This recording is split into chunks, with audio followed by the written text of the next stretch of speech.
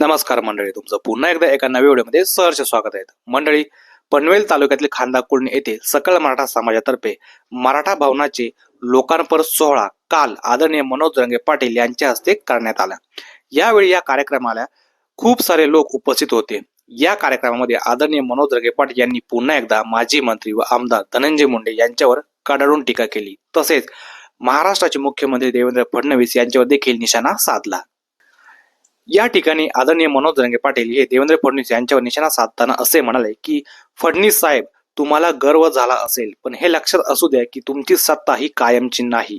कारण मी या संपूर्ण समाजाला मायबाप समाज मानतो. माझ्या अंगात काहीच उरलेले नाहीत असं देखील ते म्हणाले. फक्त आणि फक्त माझ्या अंगात हाडके उरलेले आहेत असं देखील मनोज जरांगे पाटील म्हणाले. पुढे ते असे देखील म्हणाले की मला चौथी नापास असं बरेचसे लोक म्हणतायत, मात्र या चौथी नापासानं सरकारला झुकवले की नाहीत असा देखील सवाल त्यांनी तिथे उपस्थित केला. त्यानंतर त्यांनी मालेगाव प्रकरणाबाबत देखील आपलं मत व्यक्त केलं. ते असे म्हणाले की गिरीश महाजन व माझं पटत नाहीत, मात्र या प्रकरणासंबंधी मी त्यांच्यासोबत सुद्धा फोनवरती बोललो.